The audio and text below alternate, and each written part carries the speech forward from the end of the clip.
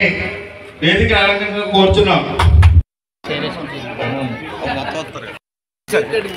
Sir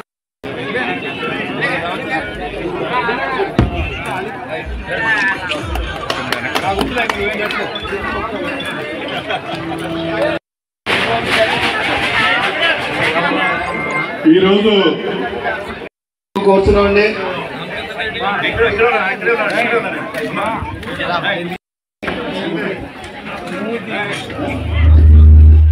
వేదిక కోరుచున్నామండి.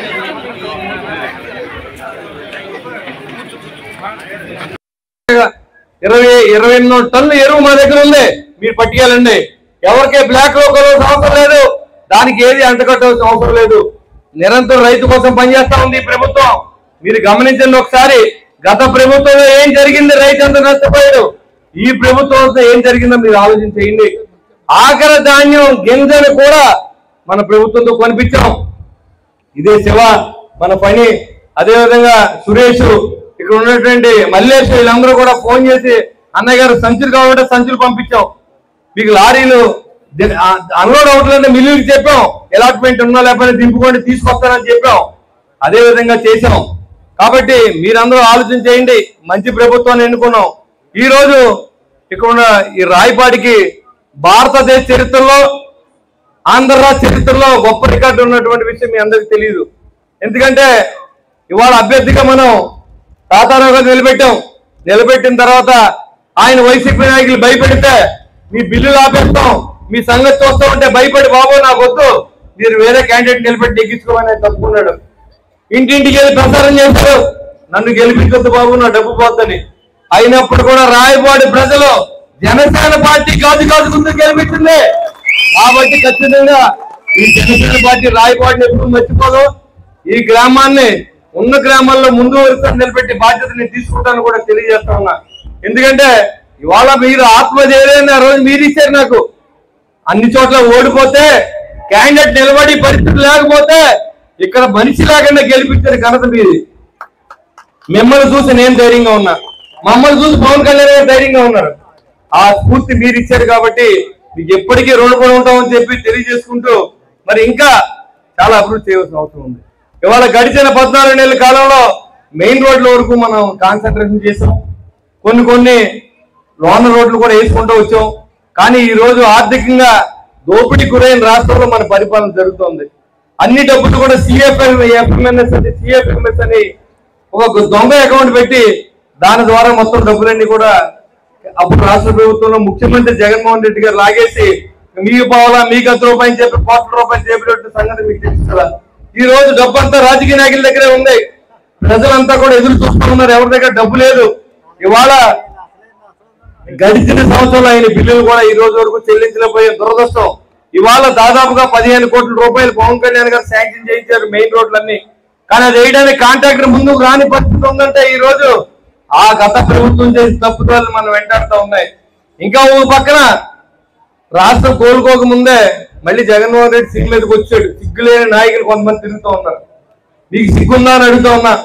రాష్ట్రాన్ని 10 సంవత్సరాలు వెనక్కింటారు, దోపిడీ చేసే లక్షల కోట్ల రూపాయలు పేద ప్రజలు సొమ్ము తిన్నారు, డూప్లికేట్ మద్యం అమ్మారు, ఇసుక అమ్మారు, మరి ఏదైతే లాటరైట్ అమ్మారు, ఖనిజాలని అమ్ముకున్నారు.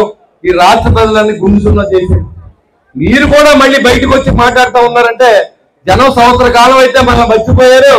ఓ పక్కన అభివృద్ధి చేయండి, అమరావతి నగరాన్ని అభివృద్ధి చేయండి, విశాఖ ఉక్కుని అభివృద్ధి చేయండి అని చెప్తా ఉంటే ఇతను మైకిలెక్కి మేము వస్తే రఫా ఏంట్రా గంగమ్మ జాతర ఏంట్రా పెత్తనా కొడక, నువ్వు ఏం చేస్తావు, నువ్వు ఏం మాడుతావు అర్థమవుతుందా?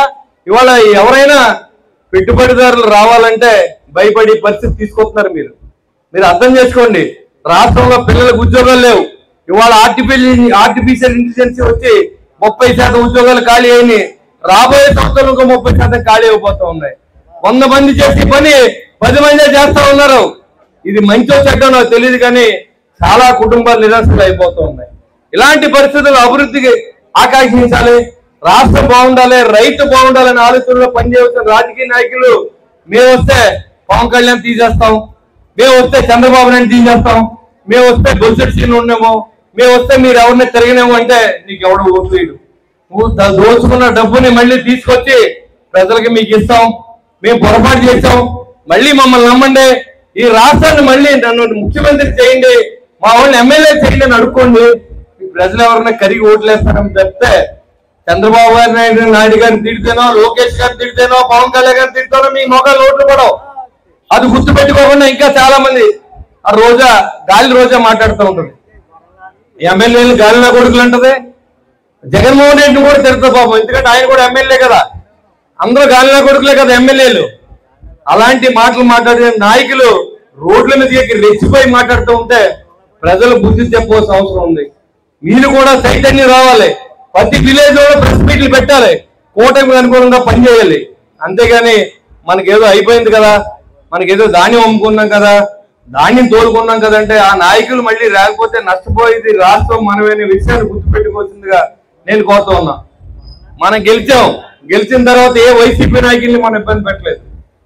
చాలా మంది కులాలు రెచ్చగొట్టారు, మతాలు రెచ్చగొట్టారు, అయినప్పుడు కూడా మనం చాలా కామ్గా ఉన్నాం, ఎవరు కూడా వెళ్ళలేదు, ఎక్కడా కూడా ఇబ్బంది పెట్టలేదు.